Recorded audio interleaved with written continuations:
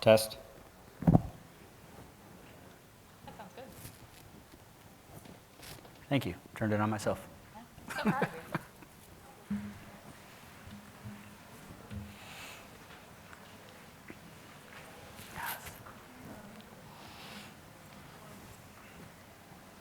Did I tell you I specifically went and found these glasses because they match my shirt a little bit? Okay, I'm glad. Really do. Good call. I know, thank you. I have pants tomorrow that match my glasses. I'm so excited, guys. I don't think anybody understands. Like, I tried to coordinate my outfits all around these pair of glasses that I have because I love them. But also, my name is Kat. So I have cat shoes. I have a shirt tomorrow, like a blouse, that has cats on it. I'm making jokes about my name. That's just who I am. That's how I have to be. So if you see me tomorrow with a cat blouse, just be like, that's Kat for you. Do all the HQ people have the ears? No, just programs team. Dr. Abby Kinch got these made specifically for the programs team. I guess one of her friends made ears, so I've already had so many people ask me about them, and I just love that. They're so Isn't great. that kind of nepotism? She was going to get them made for everybody, but then she paid her friend to make them for us, I think. I don't actually remember. But yeah, so she got them made for us, and I'm just like, I love this. And I told her I would never take them off the entire time I was here, and I have not taken them off, except for the one time I went to go get people at the airport. How many of you feel like the first 8 minutes of this is already not what you expected? You're welcome. You have the clicker. Are we good to go? Yes. All right, so I'm going to start off by telling you all, we're waiting a minute. Okay, my bad. Psych. I thought it. That was my B. I read the signs wrong. It's okay. I have glasses, right? That's why I have glasses. Good. So I want to start off by telling everybody a story. I literally had somebody in the recent past look me in the eyes and tell me, and they were a hiring manager, nobody cares about somebody's experience in the SVA when they're hiring somebody. In the last couple of years, including Kat Dobbs, myself, as well as several of my students, have been able to leverage their SVA experience into professional development that turned into employment that these students now get paid more than I do. So that's what kind of inspired me to do this presentation, because if you do it right, you can use your experience in a small campus organization and turn it into a job. So who am I and why do you care? Right, my name is Jason Graven, Military Program Coordinator, Bowling Green State University. I was part of the initial invasion force into Iraq, United States Army Military Police. I'd like to say that I was SVA before SVA was cool, because I am a founding member and two-time president of the University of Toledo Campus Military Veterans Organization. It would later in 2009 become the University of Toledo Student Veterans of America. I used to be the Director of Membership and Marketing for the state of Ohio, state headquarters of the American Legion, and I founded and still run in what free time I have left, an organization called Task Force 20. Okay, so who am I? Like Jason kind of touched on earlier, I am a member of SVA Nationals. I'm a programs coordinator here at SVA. Well, I guess in DC, but you get my gist. I am an aerospace medical technician in the Ohio Air National Guard. For anyone curious what the heck that really means, I'm a medic. I'm Doc, hi. I have been in the Air Guard for about 9 years. I've held 2 AFSCs. I was an ophthalmology technician first prior to becoming a medic. And aside from that, it took me 10 years to get a degree. I have a really great graduation hat with that SpongeBob font that says 10 years later. And I was the former vice president and president of my SVA organization. Also, I guess according to, I was also, while I did all of that, I was activated for 12 plus months doing COVID work because I'm in the National Guard. I was activated for that. So I worked in nursing homes. I worked at food banks. I responded to way too many accidents at the food bank. It was kind of weird. And I worked at a mass vaccination clinic in Cleveland where we gave out 250,000 vaccines in about 12 weeks with a less than 1% error or waste. So that was pretty cool. Very proud of that. I was the assistant NCOSE of the pharmacy. And while doing all this, she was also a full-time student. Oh yeah, that too. I forgot about that. And like any good substitute teachers, we're going to start this off with a video.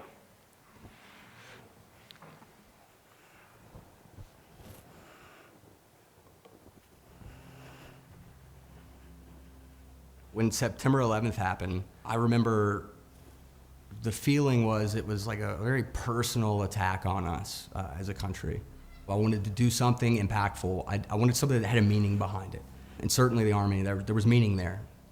When you're at sea, it's your primary concern as an engineer is to keep the ship moving forward and keep the lights on, and you don't have time to be afraid. You have a job to do. My first job at 23 in the Army was in charge of 100 people and millions of dollars worth of equipment. You know, you had such an important job that giving it up, it's really hard to figure out where you fit after that.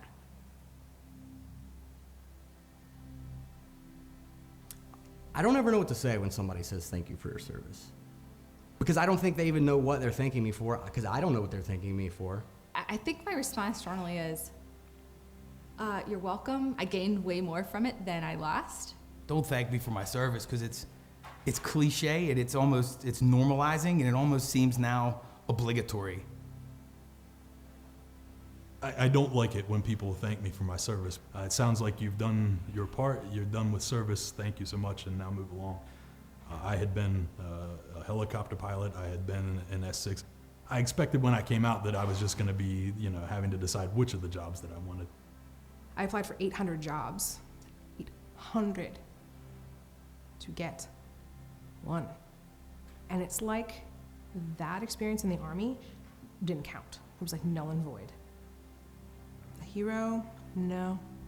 No, I do not consider myself to be a hero. No. Not by a long shot. To my kids. It's a small number of people who deserve that.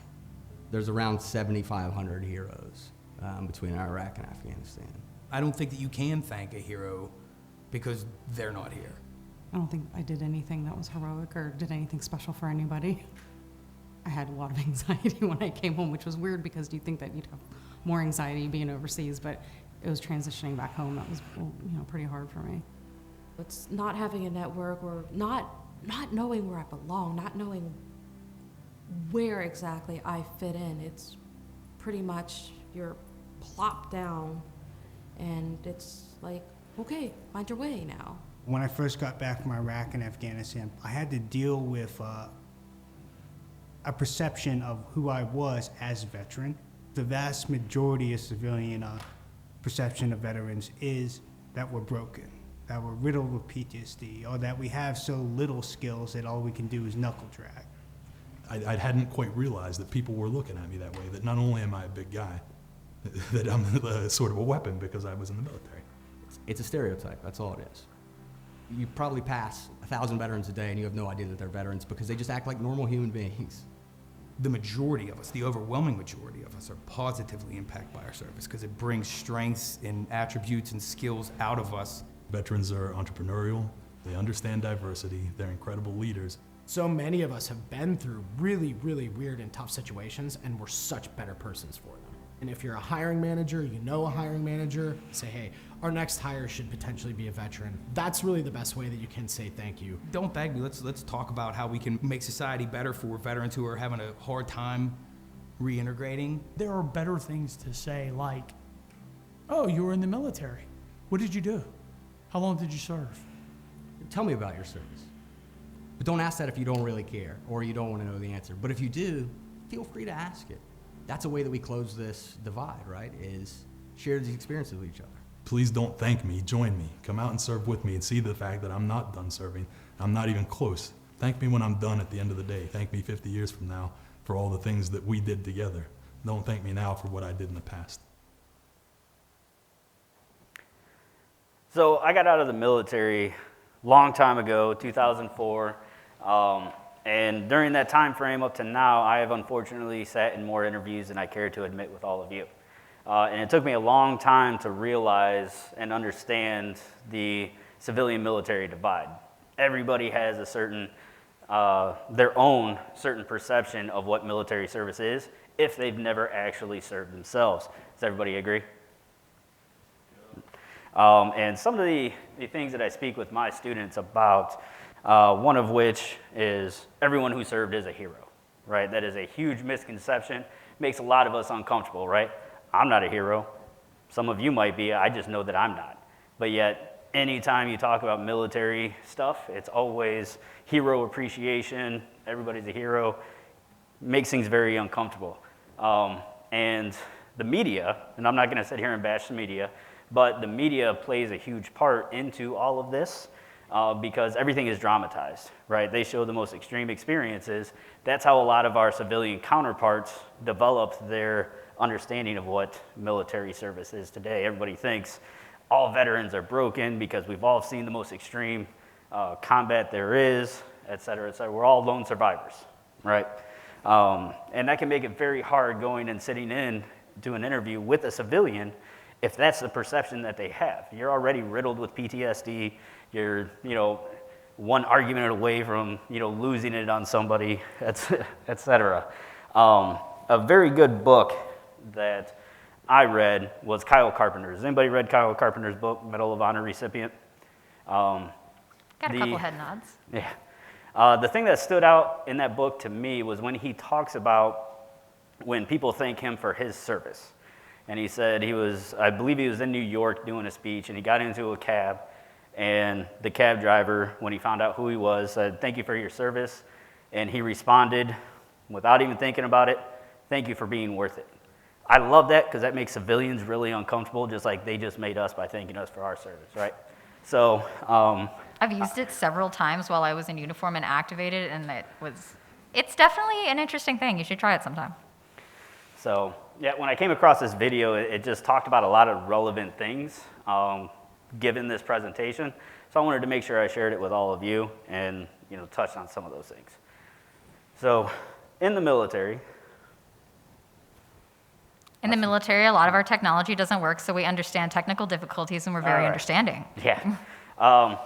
Different types of leadership styles, right? And the hierarchical nature of especially active duty services, I'm in charge, do what I say because I outrank you, right? Now, fast forward into an organization, a company, an SVA group. If that's the only leadership style you've known, chances are it's not going to work very well because now people can quit without repercussions, right? So one of the things I like to talk about is two types of leaders. You got the ones that focus on what you can do, ones that focus on what you can't.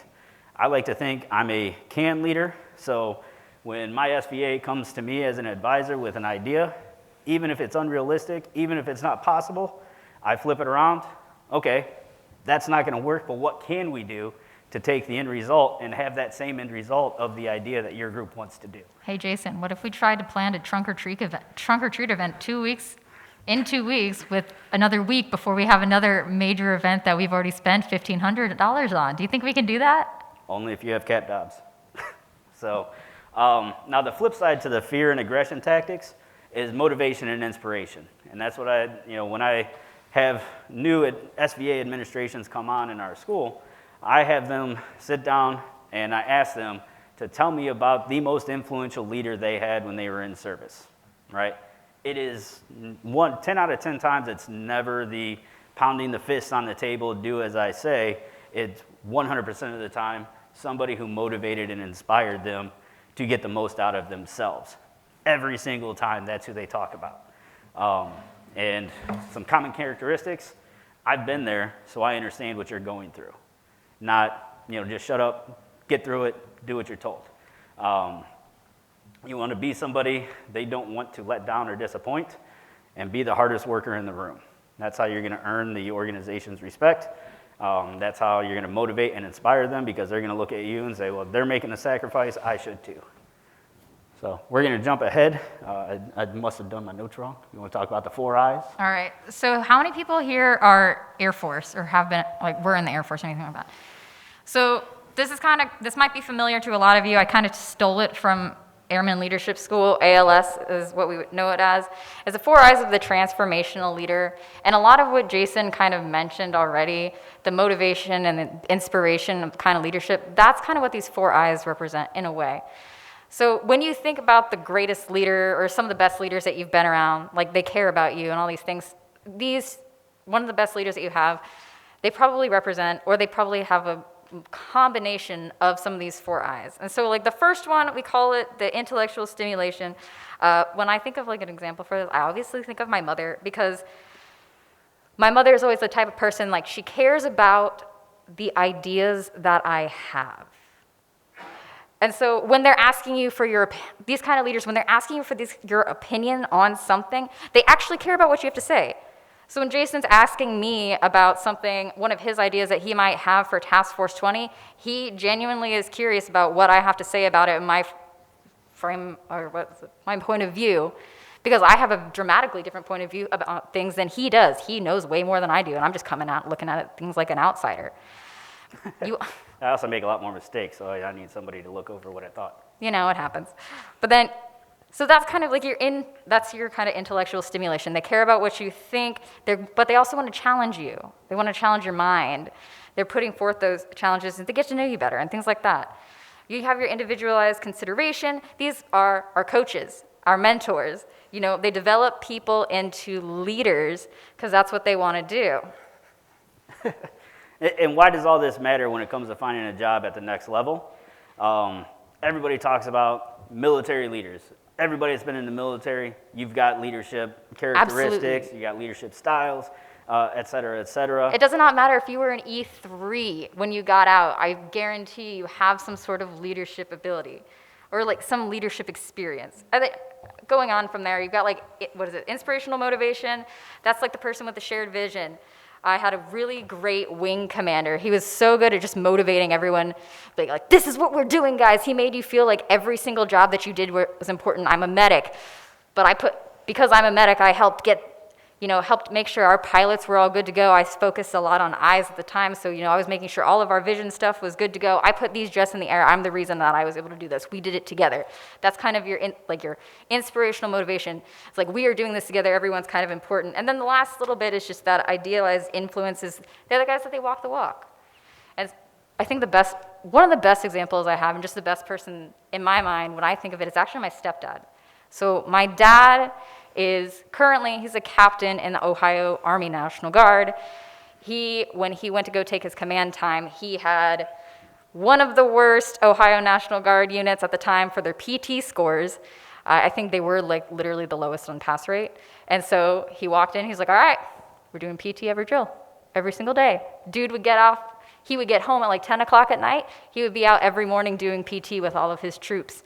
Every single day. Dude was getting 300s on his PT test and 20 years older than some of his privates, but that's what you do. You walk the walk. And so these kinds of leaders, like, I know that you guys have seen them.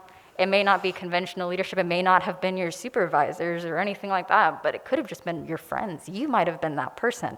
And so this kind of leadership is really good to tap into and really think about it. Just another way of framing leadership styles so that you can take those into interviews and be like, yeah, I do have leadership experience.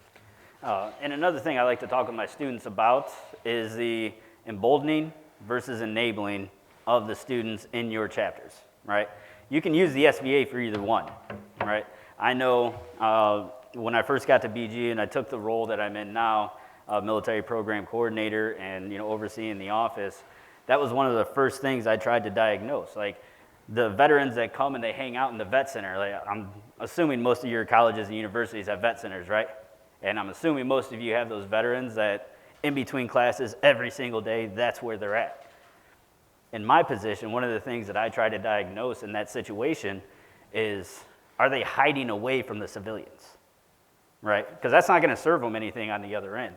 I talk a lot about with the students of, there are so many resources available at college now that the real anxiety is no longer the transition from service to student, it's student to civilian. Like, what happens when you leave the college? Because these resources are there. So being able to identify those veterans that are hiding out in these groups and in the offices, pushing them into working with civilians in a very gentle manner, of course, because there's probably a lot of anxiety there. You need to recognize if that's why they're doing it. Are they hanging out in the office because they just hate civilians so much? That's going to cause a problem at the next level when it comes to, sitting in these interviews, because they're not going to be able to talk about a lot of the things that they should be. So, chapter structure. I understand we're post-COVID, and a lot of chapters were Are we defunct though? for a good year or so.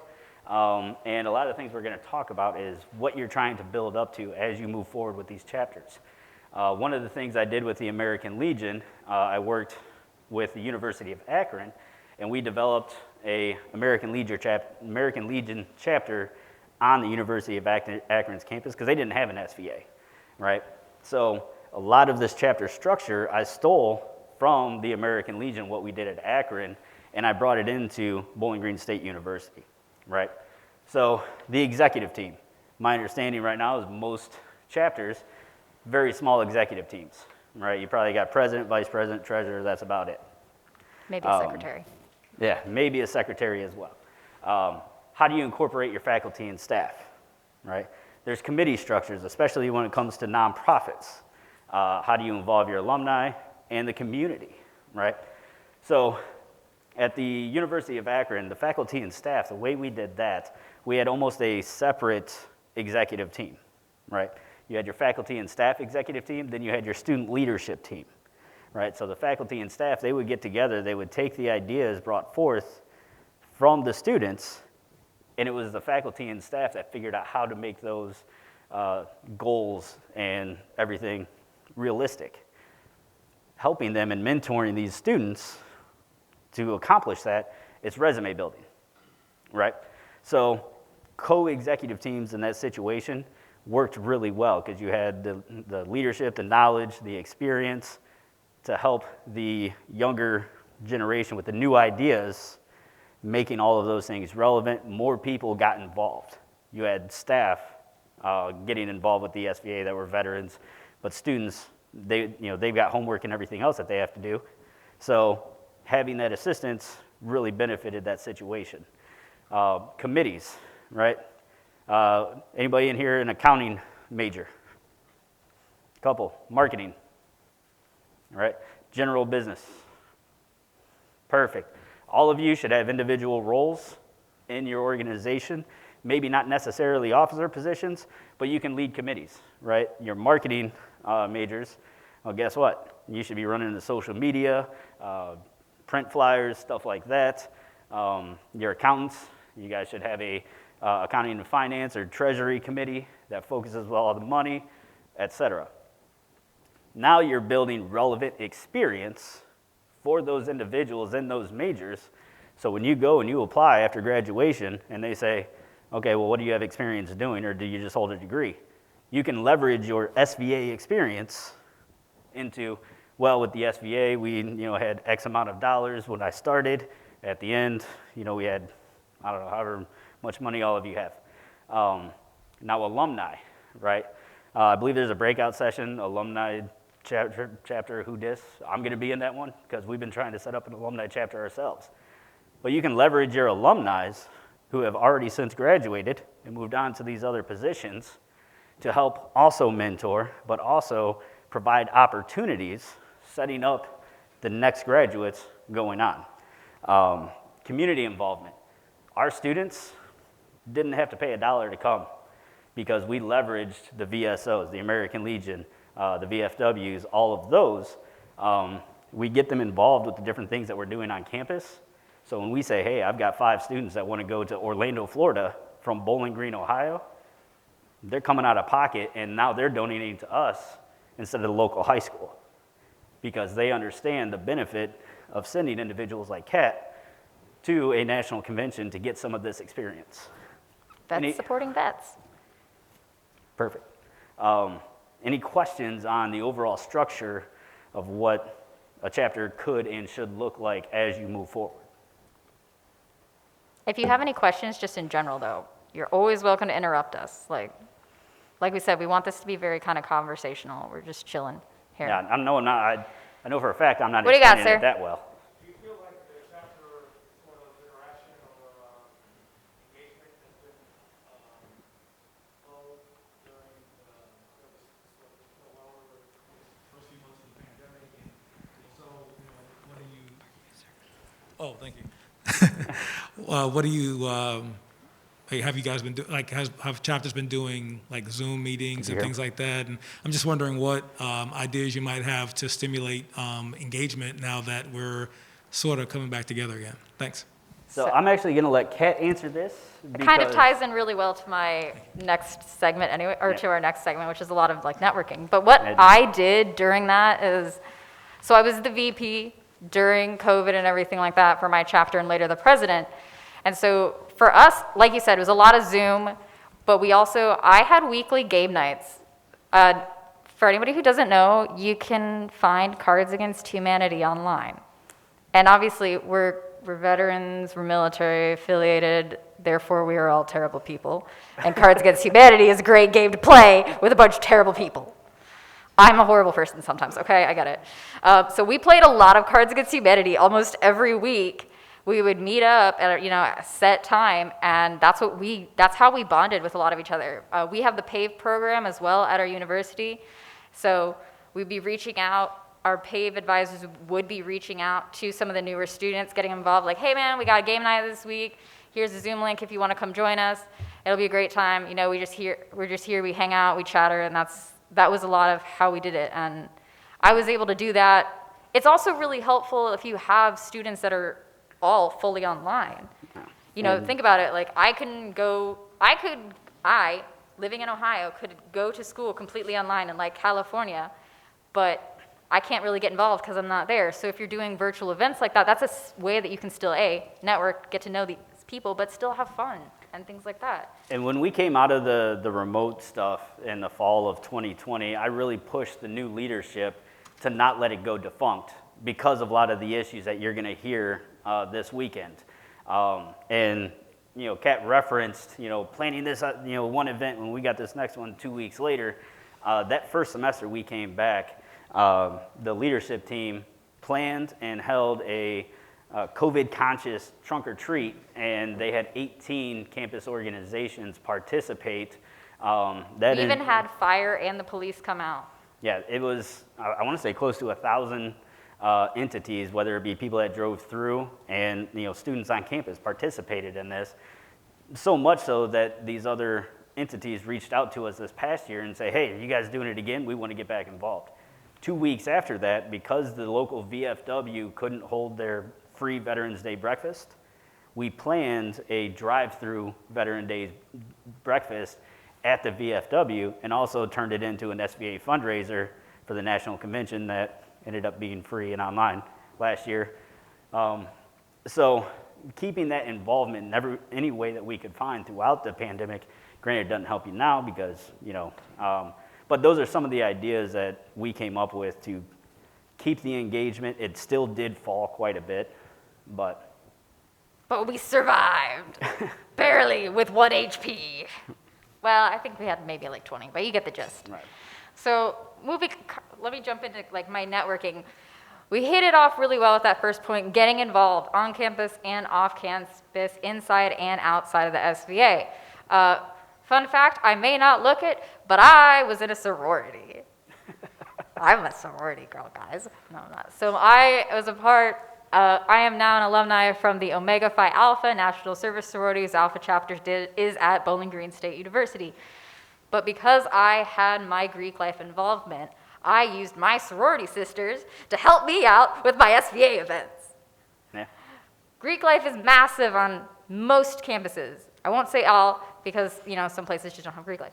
But that is always a huge place to go to. Also, FYI, Greek life, they have philanthropies. They have to do service hours and stuff like that. So getting in really good with FSL, fraternity, sorority life and things like that, that might help you if you are trying to put on large events. That might help you get volunteers for service hours. If they have philanthropies, a lot of people do. I cannot remember which one on my campus, but they do a lot of they like to do a lot of veteran outreach and stuff like that as well, one of the sororities. So I tried to work with them, and we were working with them to get things like that.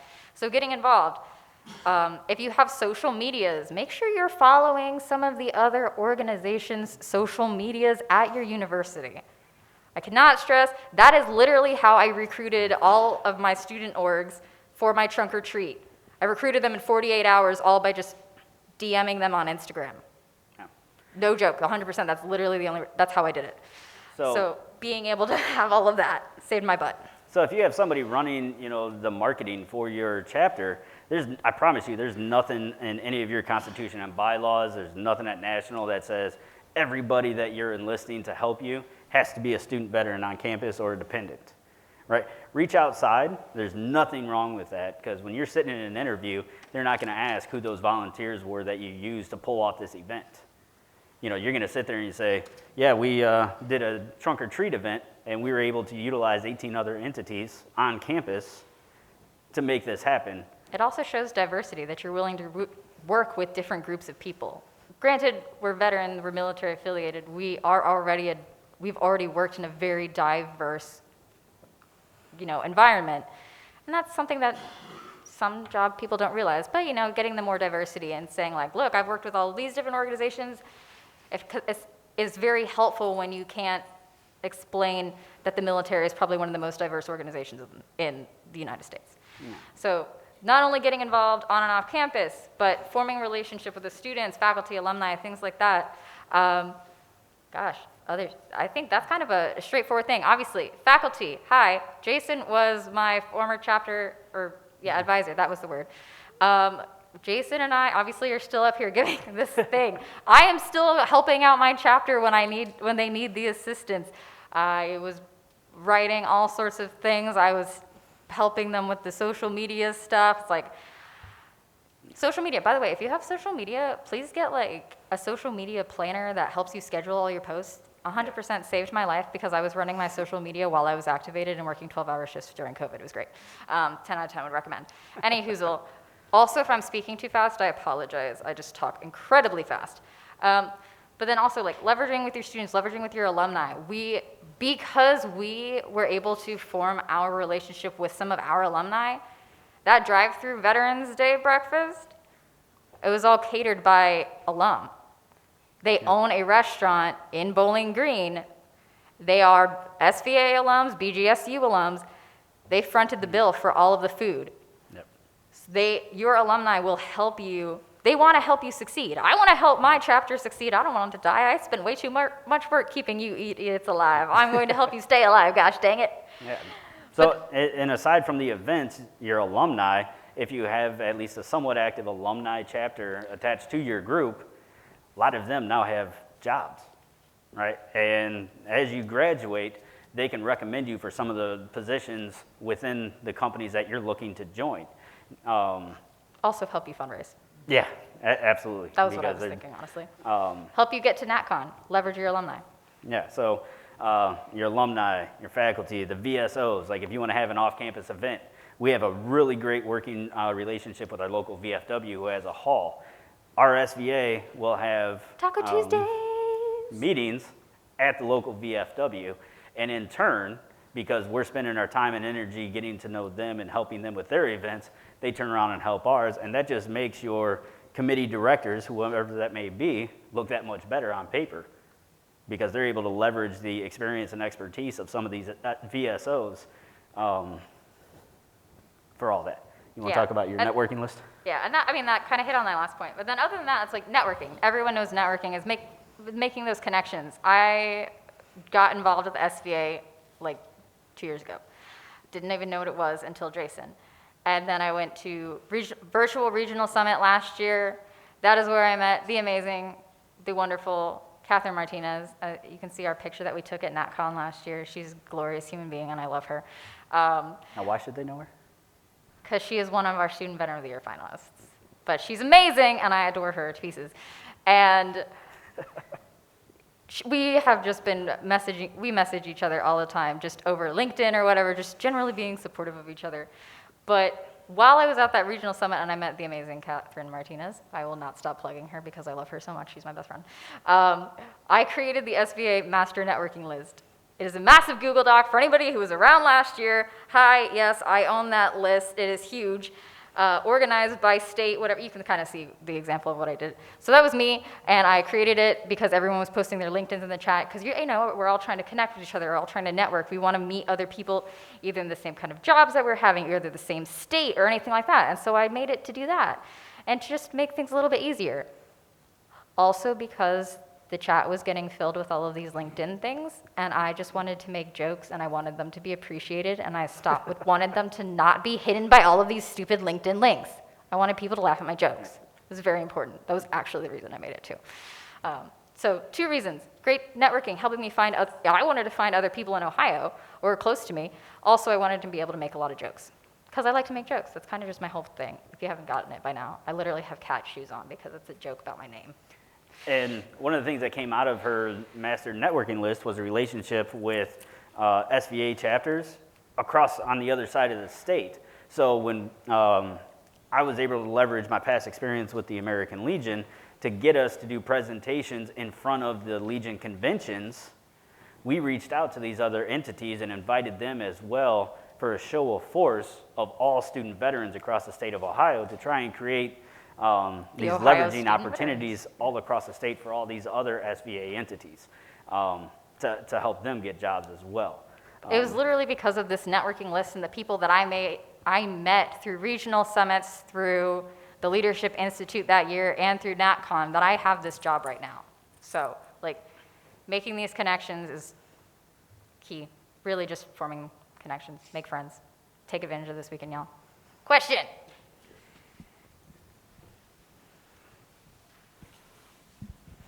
Good afternoon. Hello. So as an employer myself, how can I best utilize of partnering with a chapter? And more importantly, I am based in Kansas, for instance. However, I've got locations all throughout the United States and even overseas. So then with that said, is it, 1, how do I do that? Okay. 2, is it best to just stay with one location and build upon that? Or do I really divide and conquer and go with all the other areas? My first question for you, are you nonprofit, for-profit, publicly traded? Publicly traded Royal Caribbean Group. So you understand the executive boards and stuff like that. Correct. So what I would encourage you to do is get with your most local chapter and explain to them you want to kind of influence them and help them develop the chapter structure more closely to the publicly traded executive boards, committees structure. And that right there, you've already started the relationship. You're going to pique their interest. I can almost guarantee you they're going to want to get involved. Now, you're going to want to speak with the university, of course, and probably their career services. Mm-hmm. But I would go to the Veteran Service Office first and say, hey, I just went to this SVA thing, and there's this idiot talking about chapter structure, and I think I can help. I can almost guarantee you they'll put you in touch with the advisor, and you can take some of the lessons with your publicly traded company and say, I think it's a really good idea to structure the SVA like this. So as they graduate, if you have somebody relevant to a position that you have open, we can go to you first because I know your students know how to work in this environment because they're already working in it through college. That would be my recommendation. Appreciate that. Thank you. So I got my MBA in 2012. Took me 5 months to find a job. And I'm going to be 100% transparent and open. I was a member of the American Legion, but only because my mom was paying my dues. I thought it was just a bar. But then a job came open, and they posted in the newsletter. My mom read it. She's like, you should apply. And I had never even walked into a post. I was just a member on paper, as they call it. And then I read the job responsibilities, and it said 5 years experience in this, 5 years experience in that. And then I saw the salary. I was like, I'm at least going to throw my hat in the ring. Not because I had the years of experience, but because everything that was listed, I had done with the SVA. I had been working with veteran services, been working in the community. We developed, back in 2005, 2006, care packages were still a thing. So when I was president, we worked with the local churches to send care packages to troops over in Iraq and Afghanistan, stuff like that. So even though I didn't have the years of experience, 90% of my interview process with the state headquarters of the American Legion was my SVA experience. They almost didn't even care about my military experience. They wanted to know if I could go in and successfully perform the duties that they were looking for. And most of it, I had like 2 years. I don't know, maybe I was just the youngest person that applied to, one of the two. But 90% of what I talked about in that interview had to do with my time being in the SVA. How'd that work for you? So a lot of my interview was also a lot of the stuff I did in the SVA, but a lot of it, it was a very big mix because most of my experience, I think for what it goes with me probably goes for most people, I would think. A lot of my professional experience is military experience. I've got 9 years in the Air National Guard, and I was guard bumming it a little bit, you know, going on TDYs here, going on TDYs here, but most of my professional experience, if I wasn't in school or, you know, working a silly little civilian job, it was in the military. And so I was able to call upon that. I used it not just as a, hey, I've got diverse background. I've worked in a joint force environment. I know the different cultures and how they can clash sometimes. How we need to, and how to navigate that, I was able to use it as just from leadership standpoint. I led airmen, I led soldiers as well, and that was a huge part, was really being able to lead and show the fact that you can work in a diverse environment. And then here, for the SBA job, naturally, there were a lot of questions about how I was a chapter leader and things like that too. Then I was able to give that experience. And I think one of the things I was told after I got hired is part of the reason I stood out was because I had created that master networking list, which is what I showed you on the previous slide. So it was being able to network effectively and create things like that helped me stand out as an applicant, showing what I did during a COVID time where I was not only leading an organization, a member of a sorority, and a full-time student. Like that, these are all things that helped me stand out. Oh, you can keep going. I'm just looking at notes. That's kind of basically it. A lot of it is just leadership. I mean, like we have so much diversity and so much leadership. If you're an E3, you still have leadership experience, even if you did a working party or something like that. If you had to lead something like that, guess what? You have leadership experience. Congratulations. Basic training, you get leadership experience all the time. Congratulations, you now have leadership. You just have to be able to phrase it right. Because a lot of times employers don't understand it. I interviewed with a civilian job before I got this job. They did not understand me, I swear to God. It was his position at a different university, and they did not understand half the stuff that I was saying. And it was because there was only one veteran on the panel. They were the only one who understood anything that I was saying with my experience. And that's where I failed by explaining how my experience pertains. Like, hi, yeah, I've worked with several millions of dollars of medical equipment when I worked at what was that thing called? A mass vaccination clinic, because I had to control a bunch of it working in the pharmacy. I had all of the COVID files in the refrigerator next to me, like 10 feet, okay? I bet they just didn't think you were funny. They didn't. They probably didn't. Those assholes. So, yeah, you listened to us talk for about 40 minutes. So to summarize everything that we've been talking about, you're going to have to lose the fist pounding. Like, your chapter, if they're electing the president, vice president, treasurer, they're not electing their managers. You're not going to go in and manage them, right? You're going to have to go in. They're electing their president based on who they think can take the regular members' ideas and put it into action and make it relevant. And that's the key thing, is just listening to for any chapter advisors here, it's listening to what your students want too, because you're not going to get anywhere if you want one thing and your students want one thing. You're just going to butt heads and things aren't going to go anywhere. You're going to stagnate. Yeah, one of the biggest lessons I learned early on when I got to the college was I haven't been a college student in 10 years. So much has changed just in the last 2.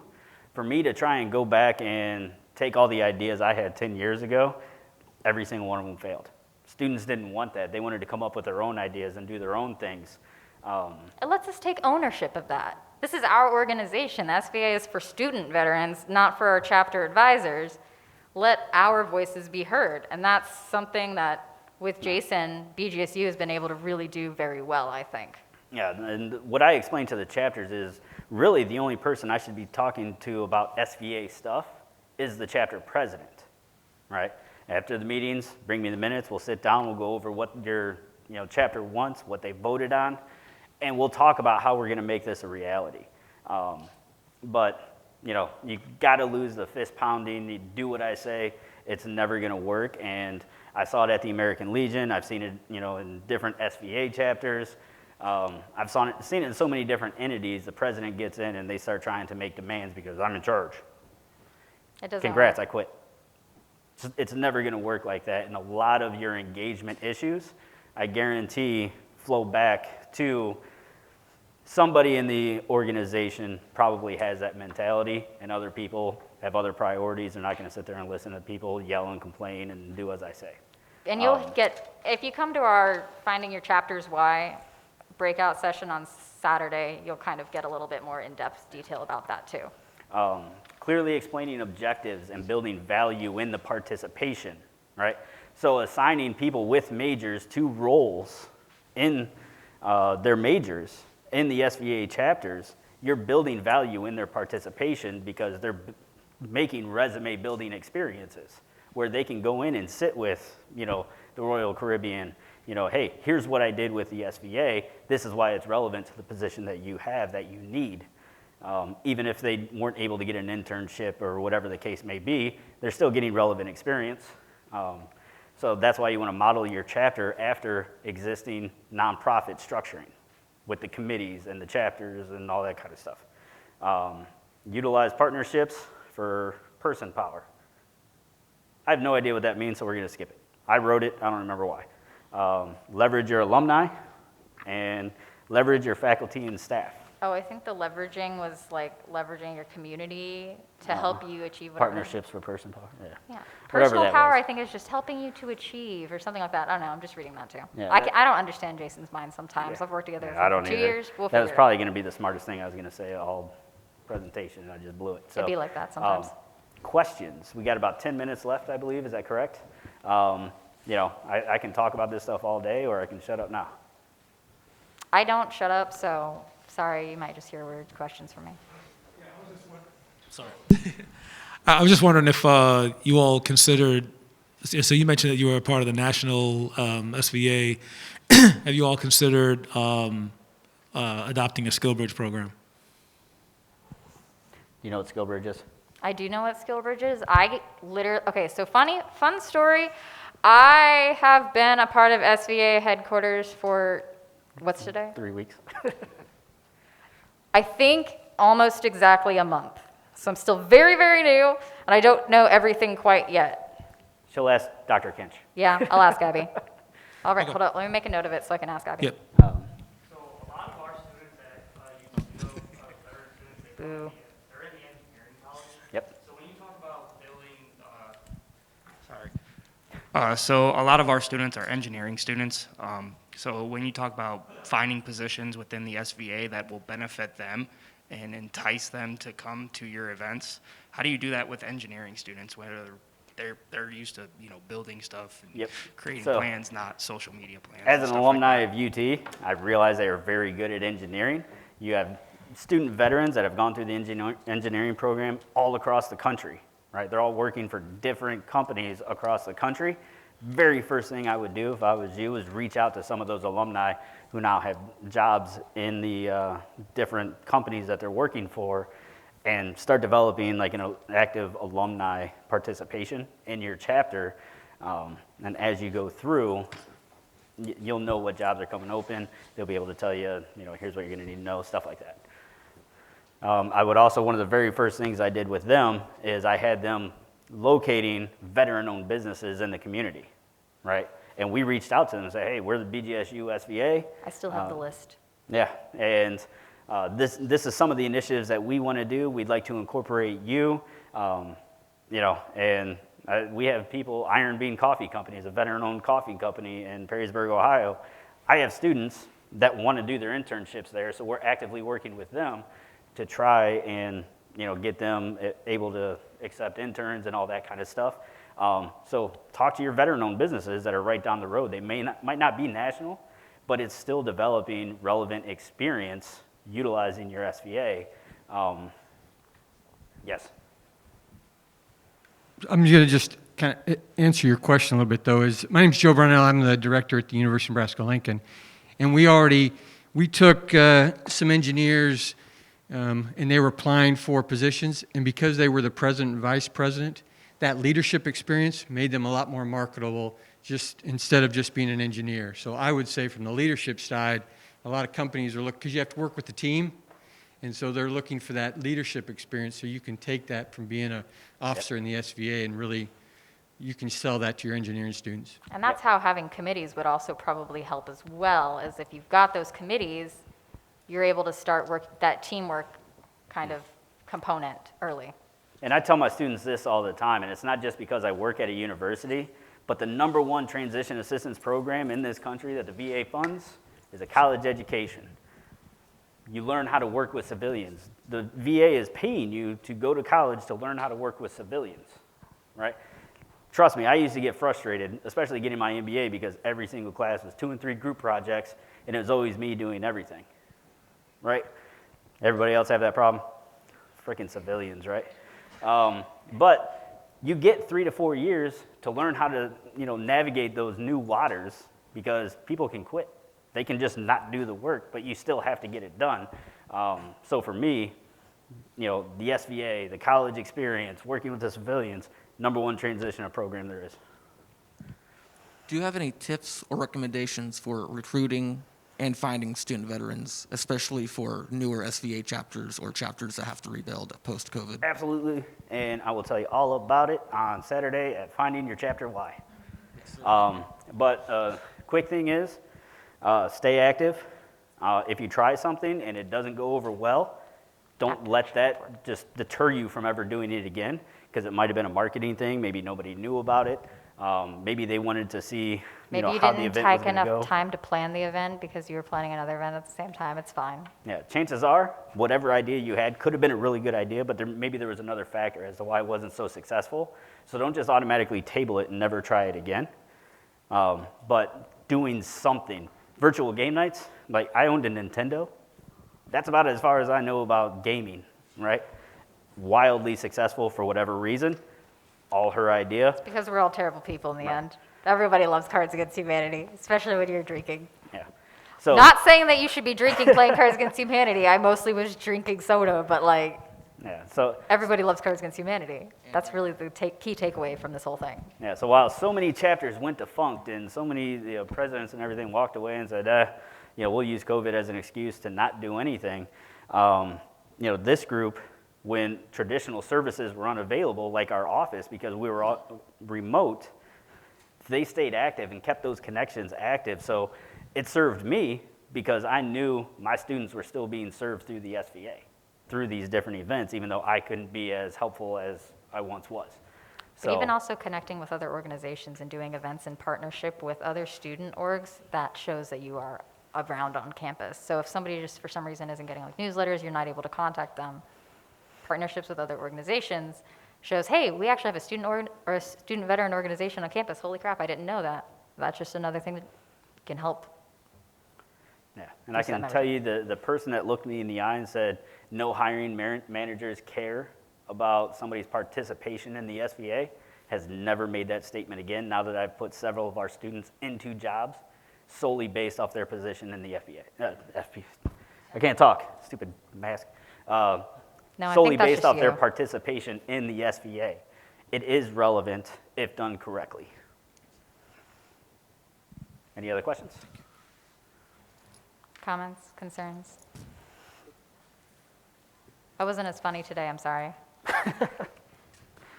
Yeah, give yourself some credit. Oh, that's the end. I said as funny, I'm still funny. Weak. Yeah, all right. I think it's all good to go, y'all. There you go. And then if you have any questions or anything like that afterwards that you just didn't want to ask in front of people, you can totally come ask us. I'm really easy to find. I carry a ukulele with me. So, even if it wasn't what you were expecting, hopefully you got something out of our presentation. Hopefully it was the fact that I'm funny. All the veteran-owned businesses.